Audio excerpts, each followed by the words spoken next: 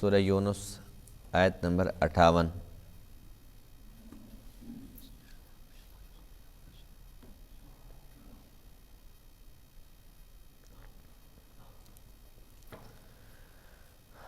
اعوذ باللہ من الشیطان الرجیم،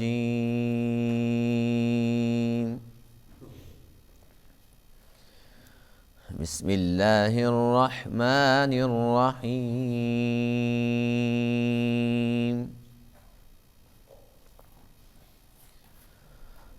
قل ارأيتم ما أنزل الله لكم من رزق فجعلتم منه حراما وحلالا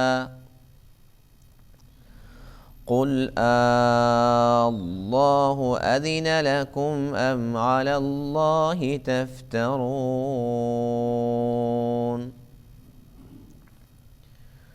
وما ظن الذين يفترون على الله الكذب يوم القيامة إن الله لذو فضل على الناس ولكن أكثرهم لا يشكرون۔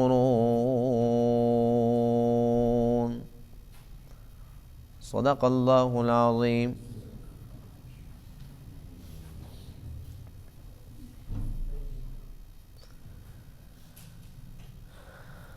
آج کے درس میں ان آیت کریمہ میں شرک کا رد ہے اور مشرکین کی مذمت ہے جو لوگ شرک کرتے ہیں۔ شرک کے کام تو ان کے بہت سارے ہوتے ہیں، لیکن آج کے درس کے اندر ان آیت کریمہ کے اندر جس حرکت کا تذکرہ ہے وہ یہ ہے، اللہ فرماتے ہیں کہ میں نے انہیں جو رزق عطا فرمایا ہے، ایک چیز حلال ہے، اپنی مرضی کے ساتھ اس کو حرام قرار دے دیتے ہیں، اور جس چیز کو اللہ حرام قرار دیتا ہے اس کو اپنے لیے یہ لوگ حلال سمجھ لیتے ہیں۔ تو حلال اور حرام قرار دینا یہ اللہ کا اختیار ہے۔ اگر انسانوں میں سے کوئی بھی انسان اپنی مرضی کے ساتھ کسی حلال چیز کو حرام یا حرام کو حلال قرار دیتا ہے تو گویا کہ اس نے اللہ کے اختیارات کے اندر مداخلت کی ہے، تو یہ بھی شرک کی ایک قسم ہے۔ تو اللہ فرماتے ہیں کہ ان سے پوچھئے کہ تمہیں یہ اختیار کس نے دیا؟ تمہارے پاس کیا اختیار ہے کہ اپنی منمانی کرو اور اپنی مرضی کے ساتھ اللہ کی ایک حلال کردہ چیز کو تم حرام قرار دے دو؟ کیوں؟ اللہ فرماتے ہیں کہ اگر میرا فضل شامل حال نہ ہوتا تو جیسے ان لوگوں نے یہ حرکت کی ہے، یہ شرک کیا ہے، میں ان کو مہلت نہ دیتا اور فی الفور ان کا مواخذہ کر لیتا۔ لیکن اللہ تعالیٰ کا فضل ہے بندوں پر کہ وہ مہلت دیتا ہے، تو اس مہلت پر بھی انسانوں کو چاہیے کہ وہ اللہ کا شکر ادا کریں اور اس مہلت سے فائدہ اٹھا لیں۔ اور اس کی صورت یہی ہے کہ شرک سے، کفر سے، نفاق سے اور برے اعمال سے انسان توبہ طائب ہو جائے اور اللہ کو منا لے۔ قل، آپ فرما دیجئے، ارأیتم ما انزل اللہ لکم من رزق، تمہارا کیا خیال ہے اس کے متعلق جو اللہ نے اتارا تمہارے لیے رزق، فجعلتم منہ حراما وحلالا، پھر تم ٹھہراتے ہو اس میں سے کچھ کو حرام اور کچھ کو حلال۔ قل، آپ فرما دیجئے، اللہ اذن لکم، کیا اللہ نے تمہیں اس کا حکم دیا؟ اللہ نے تمہیں اجازت دی ہے اس کی؟ ام علی اللہ تفترون، یا یہ کہ تم اللہ پر جھوٹ باندھتے ہو؟ وما ظن الذین، اور کیا خیال ہے، کیا گمان ہے ان لوگوں کا یفترون علی اللہ الکذب، جو اللہ پر جھوٹ گھڑتے ہیں، یوم القیامہ، قیامت کے دن، یعنی کہ قیامت کے دن ان کا کیا حال ہوگا۔ ان اللہ لذو فضل علی الناس، بے شک اللہ تعالیٰ البتہ فضل والا ہے اپنے بندوں پر، ولیکن اکثرہم لا یشکرون، لیکن ان کے اکثر وہ شکر ادا نہیں کرتے۔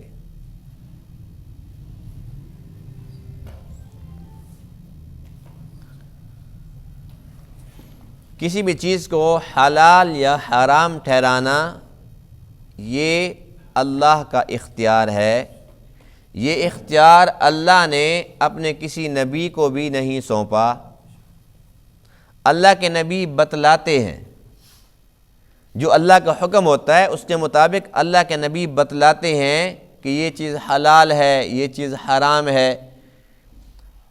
جس طریقے سے بعض چیزوں کا تو قرآن مقدس کے اندر ذکر ہے کہ یہ جانور حلال ہیں، تم ان کو کھا سکتے ہو، اور بعض کا ذکر قرآن کے اندر ہے کہ یہ حرام ہے، تم ان کے قریب نہ جاؤ۔ بعض چیزوں کی تشریح احادیث کے اندر موجود ہے، اللہ کے نبی نے یہ فرمایا کہ یہ چیزیں حلال ہیں، یہ چیزیں حرام ہیں، لیکن اللہ کے نبی کے پاس بھی اختیار نہیں تھا کہ ایک چیز حرام ہو، اللہ کے نبی فرماتے ہیں کہ کوئی بات نہیں، تمہارے لیے حلال ہے، کھاؤ۔ یہ ایک چیز حلال ہو، اللہ کے نبی منع فرما دیں کہ یہ حلال نہیں رہی، میں نے اس کو حرام قرار دے دیا، ایسا اختیار تو اللہ کے نبی کے پاس بھی نہیں تھا۔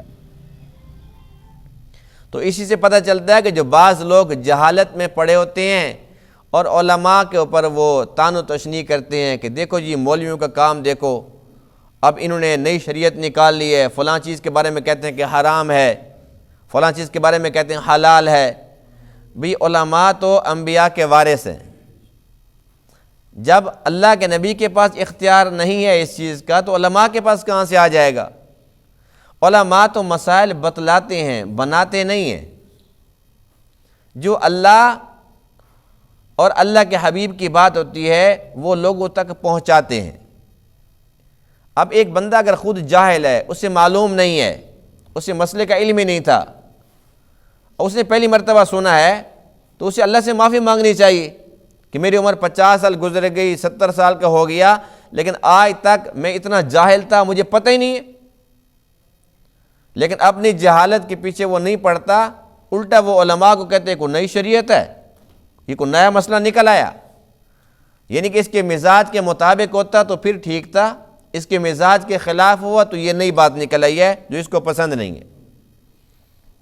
اپنی جہالت پر ماتم نہیں کرے گا، علماء کے خلاف 6 گز کی زبان نکالے گا۔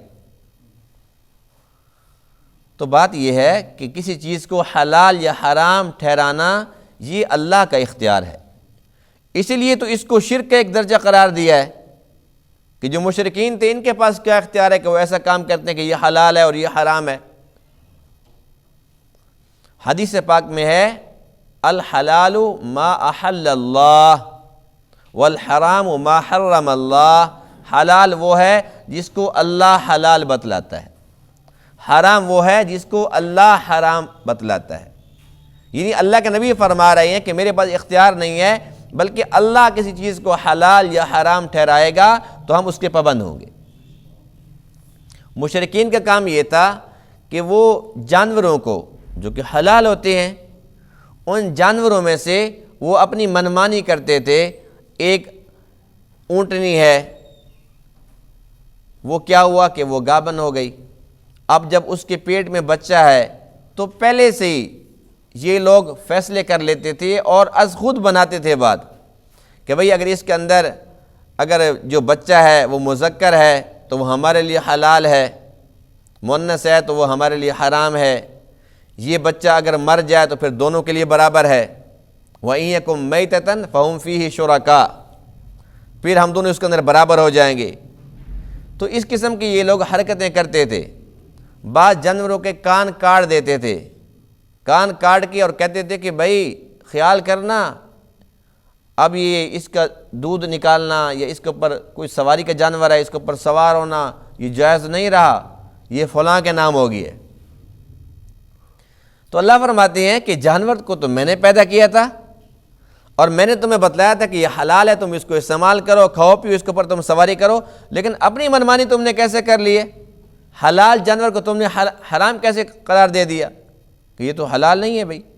اچھا پھر نا کسی کی کھال کو اس میں کٹ لگا دیتے تھے، کسی کا کان آدھا کاٹ دیتے تھے، تو یہ ایک نشانی ہوتی تھی اور سارے کے سارے مشرک ڈرتے تھے، وہ کسی کے کھیت میں چلا جائے، کھا لے، کچھ بھی کر لے، لیکن اس کو ہاتھ نہیں لگانا، یہ فلاں بت کے نام کا، پھر وہ ناراض ہو جائے گا۔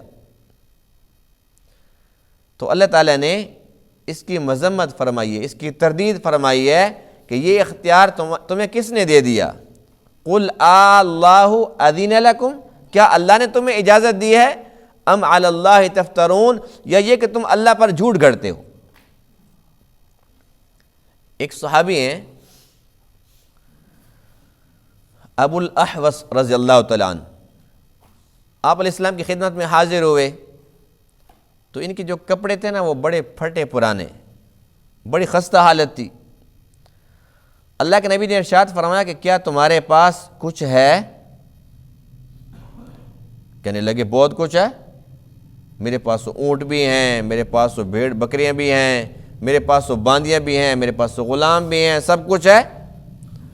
تو اللہ کے نبی فرماتے ہیں کہ جب اللہ کسی پر انعام کرتا ہے، جب اللہ کسی کو مال دیتا ہے، اللہ تعالیٰ جب کسی کو نعمتوں سے نوازتا ہے تو ان نعمتوں کا اثر بھی نظر آنا چاہیے جسم کے اوپر۔ اپنی حالت درست کرو، نہیں ہے پھر تو تم اس حالت میں رہو، جب سب کچھ ہے تو پھر اچھی حالت میں رہو، اچھے کپڑے پہنو، اللہ اس سے خوش ہوتا ہے، یعنی کہ نعمت کے اظہار پر اللہ تعالیٰ خوش ہوتا ہے۔ پھر اللہ کے نبی نے فرمایا کہ اچھا تمہارے پاس جو اتنا مال ہے، بھیڑیں بکریاں اونٹ سب کچھ ہے، اللہ نے ان کو حلال ٹھہرایا ہوا ہے، تو تم لوگ کسی کا کان کاٹ دیتے ہو، کسی کے اوپر کوئی نشان لگا دیتے ہو، اپنی مرضی کے ساتھ تم کسی کو حرام قرار دے دیتے ہو، ایسا کیوں کرتے ہو؟ کرتے ہو نا؟ وہ کہنے لگے ہاں جی ہمارے یہاں یہ تو رواج ہے، اس طریقے سے کر لیتے ہیں۔ تو فرمایا کہ یہ جائز نہیں ہے، اللہ نے اس کی اجازت نہیں دی۔ اللہ نے تمہیں مال دیا، اللہ کیا فرماتے ہیں؟ ما انزل اللہ لکم من رزق، اللہ نے تمہیں رزق دی ہے، وہ مال کی شکل میں ہے۔ فجعلتم منہ حراما وحلالا، پھر تم اس میں سے کسی کو حرام کسی کو حلال ٹھہراتے ہو، تو ایسا کیوں کرتے ہو؟ ایک اور حدیث پاک میں ہے عدی بن حاتم، جو یہ نا عدی، حاتم طائی بڑا مشہور ہے، حاتم طائی یہ بڑا مشہور ہے، بہت سخی انسان تھا، تو اللہ کے نبی سے پہلے گزرا ہے، اس وقت چونکہ عیسائیت کا دور تھا تو یہ بھی عیسائیت پر ہی مرے، تو ان کا بیٹا عدی اور عدی کی ایک بہن، یہ دونوں اللہ کے فضل و کرم سے مسلمان ہو گئے اور صحابیت کا شرف پا گئے۔ تو جب یہ عدی بن حاتم اللہ کے نبی کی خدمت میں حاضر ہوئے تو اللہ کے نبی نے قرآن مقدس میں سے ایک آیت کریمہ کی تلاوت فرمائی، اتخذوا احبارہم ورہبانہم اربابا من دون اللہ، کہ یہ جو لوگ اہل کتاب ہے نا، یہ اپنے جو ان کے راہب ہوتے ہیں اور جو ان کے پادری ہوتے ہیں ان کو یہ لوگ رب کا درجہ دیتے ہیں۔ تو عدی بن حاتم کہنے لگے کہ اے اللہ کے رسول، یہ بات تو بڑی عجیب ہے، ہم لوگ ان کی عزت ضرور کرتے ہیں لیکن رب کا درجہ تو ان کو نہیں دیتے، ہم ان کی عبادت تو نہیں کرتے۔ اللہ کے نبی نے ارشاد فرمایا کہ وہ بات تو ٹھیک ہے، لیکن یہ بتاؤ کہ اگر وہ کہتے ہیں کہ یہ حلال ہے، بے شک وہ چیز حرام ہو، تم ان کی بات مان کر اس کو تم حلال سمجھ لیتے ہو؟ کہتے ہیں ہاں جی۔ ایک چیز حلال ہو، وہ کہتے ہیں کہ یہ حرام، اس کے قریب نہیں جانا، ان کی بات مان لیتے ہو؟ کہنے لگے ہاں یہ بات تو ہم مانتے ہیں۔ تو اللہ کے نبی نے ارشاد فرمایا کہ ایک چیز کو وہ حلال قرار دے دیں یا حرام قرار دے دیں، یہ اختیار تو اللہ کا ہے۔ جب ان لوگوں نے اس اختیار کو اپنے ہاتھ میں لیا اور تم نے مان لیا تو گویا تم نے شرک کر لیا، ان کو اپنا رب مان لیا۔ تو اس حدیث پاک سے بھی یہی پتہ چلتا ہے کہ کسی چیز کو حلال کو حرام یا حرام کو حلال ٹھہرانا یہ چونکہ اللہ کا اختیار ہے، اگر کوئی انسان اس اختیار کو اپنے ہاتھ میں لیتا ہے تو وہ شرک کا ارتکاب کرتا ہے اور یہ چیز جائز نہیں ہے۔ پھر اللہ فرماتے ہیں کہ اس کی میں نے تمہیں اجازت بھی نہیں دی، اور اگر کوئی کہتا ہے کہ ہاں اللہ نے دی ہے تو وہ گویا کہ اللہ پر جھوٹ گھڑتا ہے، اور جو لوگ اللہ پر جھوٹ گھڑیں گے قیامت کے دن ان کا حال کیا ہونا ہے؟ ان اللہ لذو فضل علی الناس، اللہ تعالیٰ بہت فضل والے ہیں۔ یہ اللہ کا فضل ہے کہ نظام چل رہا ہے۔ اللہ فرماتے ہیں کہ یہ تو میرا فضل ہے، جس طریقے سے ان لوگوں نے ایسی حرکت کی تھی میں اسی وقت ان کا مواخذہ کر لیتا، اپنی گرفت میں لے لیتا، تو ان کا پھر حشر کیا ہوتا؟ میں نے ان کو مہلت دی ہے، یہ میرا فضل ہے۔ اللہ کا فضل ایسی چیز ہے اگر یہ شامل حال نہ ہو تو دنیا کا نظام فی الفور ایسے آنن فانن درہم برہم ہو کے ختم ہو جائے۔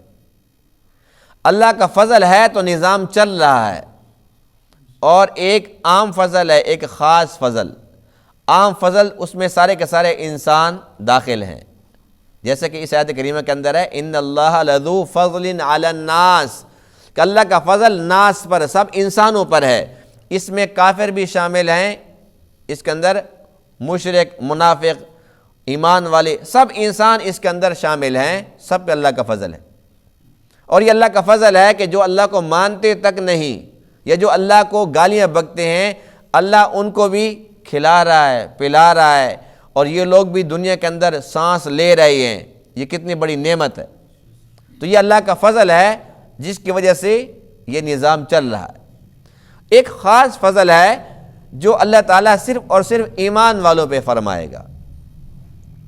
وہ دنیا کے اندر بھی ہے ایمان والوں پر، اور آخرت کے اندر بھی ہوگا۔ دنیا کے اندر اللہ کا فضل نہیں ہے کہ اللہ تعالیٰ اپنے گھر میں ہمیں آنے کی توفیق دیتا ہے، اس کا فضل ہے کہ نہیں ہے؟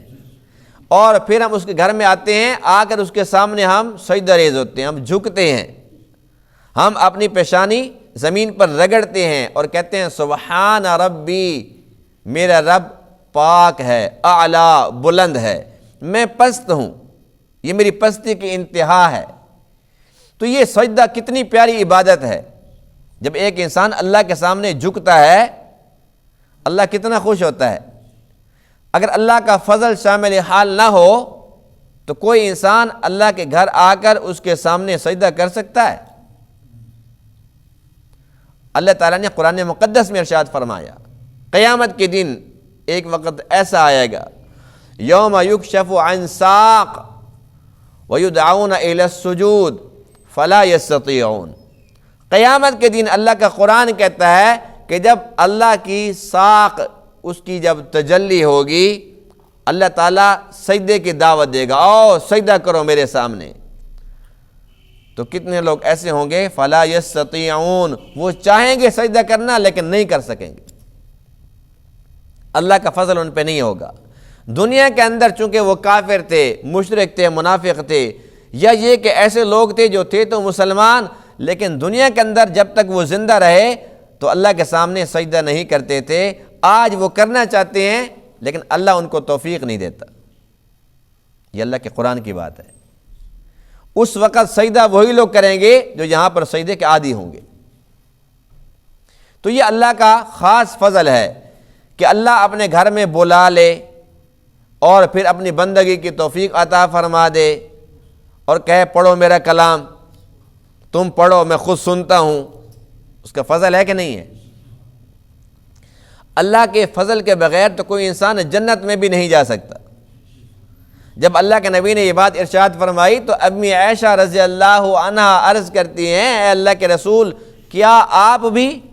فرمایا کہ ہاں میں بھی۔ اللہ کا فضل شامل حال نہ ہو تو میں بھی جنت میں نہیں جا سکوں گا۔ ایک حدیث پاک میں ہے کہ جب اللہ کے سامنے جو عبادت گزار لوگ ہیں وہ جب پیش ہوں گے تو وہ 3 قسم کے ہوں گے۔ کتنے قسم کے؟ 3 قسم کے۔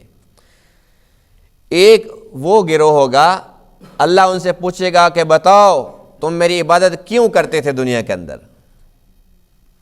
وہ عرض کریں گے اے اللہ مجھے تیری جنت ہے نا، جنت کا بڑا شوق تھا، جنت اور جنت کے باغات، جنت کی دائمی نعمتیں، بس اس جنت کے شوق کے اندر ہم تیری عبادت کرتے تھے۔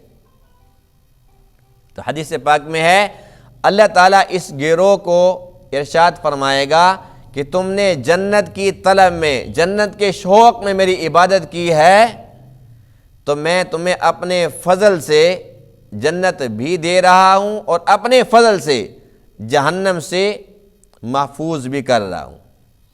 جہنم سے تمہیں بچا لیا، تمہاری حفاظت کر لی، جہنم سے بچ گئے اور جنت میں تمہارا داخلہ ہو گیا میرے فضل کے ساتھ۔ یعنی کہ جو تم نے عبادت کی اس کا صلہ نہیں ہے، میرے فضل کے ساتھ۔ کس چیز کے ساتھ؟ پھر دوسرا گروہ آتا ہے، اللہ تعالیٰ پوچھیں گے بتاؤ تم نے میری عبادت کیوں کی تھی؟ یہ گروہ کہتا ہے کہ اے اللہ وہ جو جہنم ہے نا، اور جو جہنم کے اندر تو نے بتایا تھا کہ کھولتا ہوا پانی ہے، سقوا ماء حمیما، ایسے کھولتا ہوا گرم پانی پلایا جائے گا، فقطع امعاءہم، آنتوں کو کاٹ دے گا۔ وہ کہیں گے کہ بس جب اے اللہ ہم نے جب جہنم اور جہنم کے عذابات کو سامنے دیکھا تو جہنم کے ڈر سے ہم تیری عبادت کرنے لگے، تو اللہ فرمائے گے کہ تم جہنم سے بچ گئے۔ لیکن جنت کے شوق تو نہیں تھا نا، جہنم کے ڈر سے۔ اب اللہ فرمائے گا کہ جہنم سے تو تم بچ گئے، جنت میں داخل ہو جاؤ میرے فضل سے، یہ میرا فضل ہے۔ پھر تیسرا گروہ آئے گا، اللہ تعالیٰ پوچھے گا بتاؤ تم نے میری عبادت کیوں کی تھی؟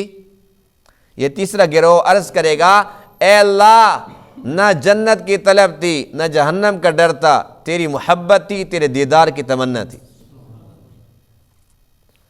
چونکہ یہ سچے ہوں گے، اب اللہ تعالیٰ ارشاد فرمائیں گے ہاں تم سچ کہہ رہے ہو، میری محبت تھی اور میرے دیدار کا شوق تھا، اللہ تعالیٰ پردے ہٹا دے گا، او سب سے پہلے میرا دیدار کرو۔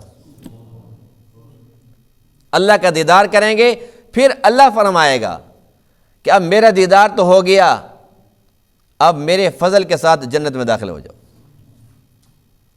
دیکھو بات یہ ہے کہ اللہ کا فضل بہت بڑی چیز ہے، بہت بڑی چیز ہے۔ اللہ ہم سب پہ اپنا فضل فرما دے، یہ اللہ آپ پہ فضل کا معاملہ فرما دے، یہ بہت بڑی دعا ہے۔ ایک دوسرے کو ہم یہ دعا دیا کریں، اللہ پہ فضل فرمائے۔ اللہ کا فضل تو بہت بہت بڑی نعمت ہے۔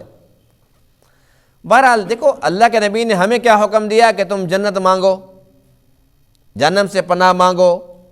اللہ کے نبی نے حکم دیا کہ جب بھی جنت مانگو تو جنت الفردوس مانگو، اس لیے کہ جنت میں سب سے بلند ترین مقام ہے، اس کے اوپر اللہ پاک کا عرش ہے۔ اللہ کے نبی نے فرمایا کہ جب بھی جنت مانگو 3 مرتبہ یا 5 مرتبہ یا 7 مرتبہ مانگو۔ جب تم 3 مرتبہ مانگتے ہو تو پھر جنت سفارش کرتی ہے، اللہ اس کی سفارش قبول فرماتا ہے۔ اور جب جہنم سے پناہ مانگو 3 مرتبہ یا 5 مرتبہ یا 7 مرتبہ، مختلف روایات ہیں، یعنی کم سے کم 3 مرتبہ جہنم سے ہم پناہ مانگیں تو جہنم سفارش کرتی ہے کہ اے اللہ یہ جہنم سے ڈرا ہوا ہے، یہ پناہ مانگتے اس کو پناہ دے دو۔ اللہ تعالیٰ جہنم کی سفارش پر پناہ دے دیتا ہے۔ ہمارے لیے حکم یہی ہے، یہ جو مقام ہے نا کہ جنت کی کوئی ضرورت نہیں ہے اور جہنم کا کوئی خوف نہیں ہے، یہ جو مقربین ہے نا، مقربین، یہ ان کا مقام ہے۔ حضرت رابعہ بصریہ رحمۃ اللہ تعالی علیہا، یہ اللہ کی بڑی نیک بڑی ولیہ گزری ہیں، پوری کی پوری رات سوتی نہیں تھی، پوری کی پوری رات مصلی کے اوپر، ساری رات عبادت عبادت عبادت، اور پھر فجر کی نماز پڑھ کے پھر مصلی کے اوپر بیٹھی ہوتی تھی اشراق کے انتظار میں۔ تھوڑی سی آنکھ لگ جاتی تھی، اونگ آتی تھی، بیٹھے بیٹھے ایسے اونگ آئی تو اپنے آپ کو ملامت کرتی تھی، اے نفس تو کب تک سوتا رہے گا؟ ساری رات جاگ کے گزاری، تھوڑی سی اونگ آ گئی، کیا فرماتی ہے کہ اے نفس تو کب تک سوتا رہے گا؟ یہ ان کا مقام تھا۔ ان کے بارے میں لکھا ہے کہ جب وہ دعا کرتی تھی اللہ سے مناجات، اس میں اللہ کے ساتھ کیا باتیں کرتی تھی؟ اے اللہ اگر یہ میری عبادت جنت کے شوق میں ہے تو ہمیشہ کے لیے جنت سے محروم کر دے۔ اے اللہ اگر جہنم کے ڈر سے ہے تو مجھے جہنم کا ایندھن بنا دے۔ کہتی تھی کہ مجھے نہ تو جنت کا شوق ہے نہ جہنم کا خوف ہے، مجھے صرف اور صرف رب کا دیدار چاہیے۔ اللہ کی محبت میں اس سے ملاقات، اس کے دیدار کے شوق کے اندر اس کی عبادت کرتی ہوں۔ تو جو ایسے مقرب ہستی نا، یہ ان کا مقام ہے، ہمارے بس کی بات نہیں ہے۔ بہرحال اللہ سے محبت، اللہ سے ملاقات تو یقینی ہے، اللہ کا دیدار کا شوق بھی ہے، لیکن اس کے ساتھ ساتھ ہم اللہ سے جنت بھی مانگتے ہیں، اس لیے کہ اللہ کے نبی نے جب حکم دیا کہ مانگو، اور اس کے ساتھ ساتھ جہنم سے پناہ بھی مانگتے ہیں۔ لیکن بنیاد تو وہی ہے، اللہ کی محبت۔ جب اللہ کی محبت نصیب ہو جائے تو پھر ظاہر اس کا فضل شامل حال ہوگا۔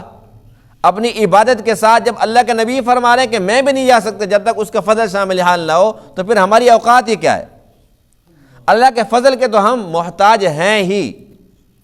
اس لیے اللہ سے محبت میں اور اللہ کے دیدار کے شوق میں اللہ سے ہم جنت بھی مانگتے رہیں، جنت کا شوق بھی رکھیں، اور جہنم سے پناہ وہ بھی ساتھ ہونی چاہیے۔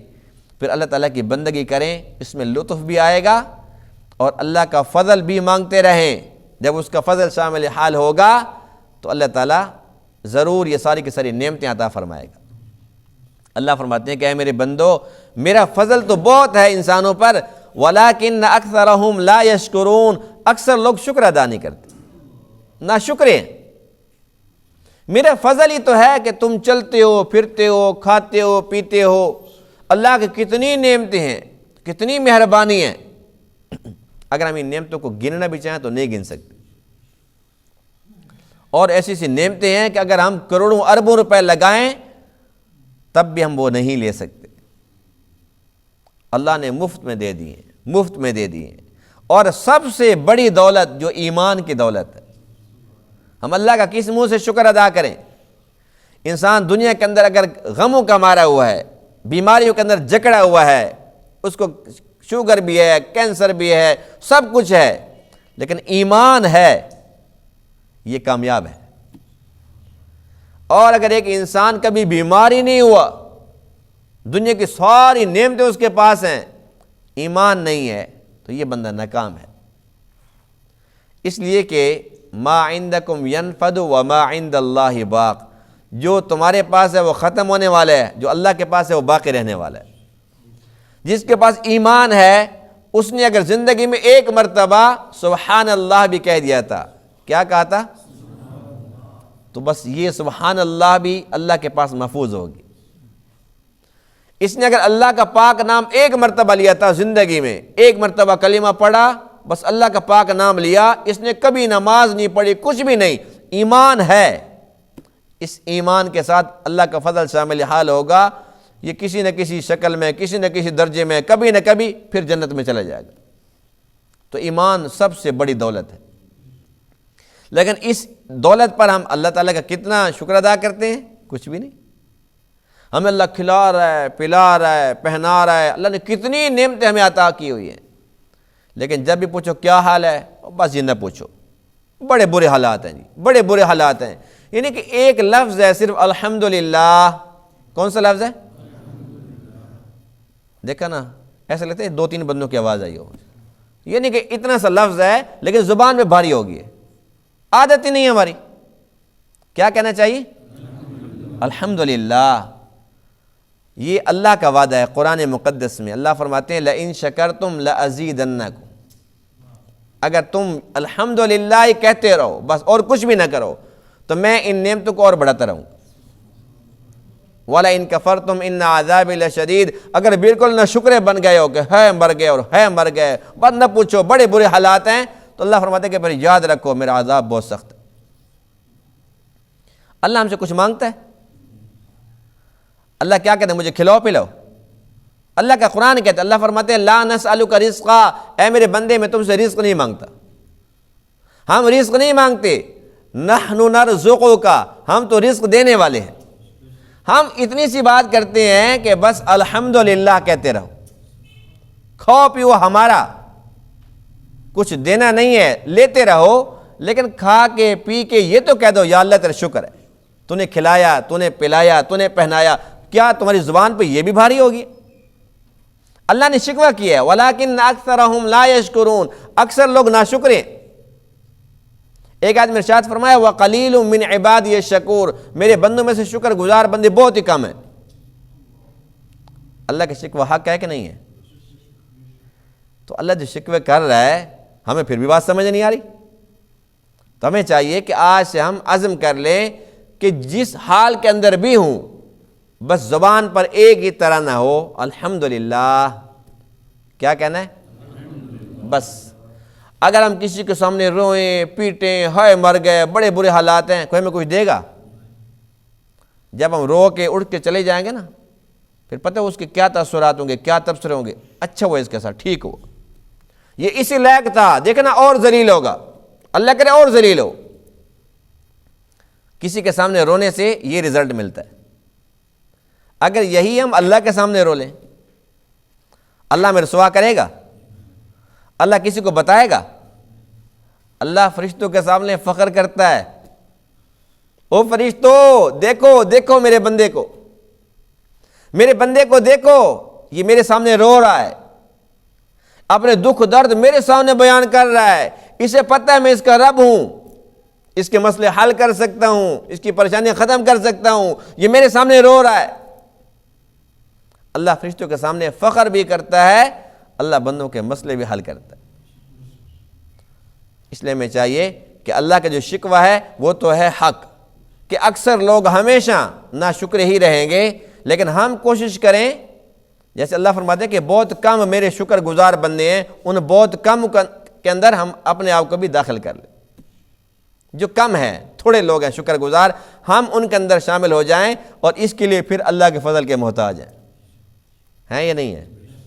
اللہ کا فضل ہوگا تو ہم اس گروہ میں شامل ہوں گے نا۔ تو قدم قدم پہ، ایک ایک سانس لینے کے اندر اللہ کے فضل کے تو محتاج ہیں ہی۔ اس لیے اللہ کا فضل ہوتا ہے تو انسان سارے کے سارے کام کر سکتا ہے، ہر ایک نیکی، ہر ایک برائی سے بچنا۔ اللہ کا فضل تو ہر وقت ہمیں چاہیے، تو اس لیے ہمیں چاہیے کہ ہم صرف نیت کر لیں کہ یا اللہ ہم تیرے شکر گزار بندے بنیں گے، نیت کر لیں، اور اس کے بعد پھر اللہ تعالیٰ سے مدد مانگیں، یا اللہ جب تک تیرا فضل شامل حال نہ ہو، تو توفیق نہ دے تو ہم کیسے کر سکتے ہیں؟ تو توفیق دے، اپنا فضل فرما۔ بس جب ہماری نیت صادق ہوگی، سچی نیت ہوگی، اللہ تعالیٰ اپنا فضل ضرور فرمائے گا، اور انشاءاللہ ہم شکر گزار بندوں کے اندر شامل ہو جائیں گے۔ اللہ تعالیٰ ان تمام باتوں کو سمجھنے عمل کرنے کی توفیق عطا فرمائے۔ وآخر دعوانا الحمدللہ رب العالمین۔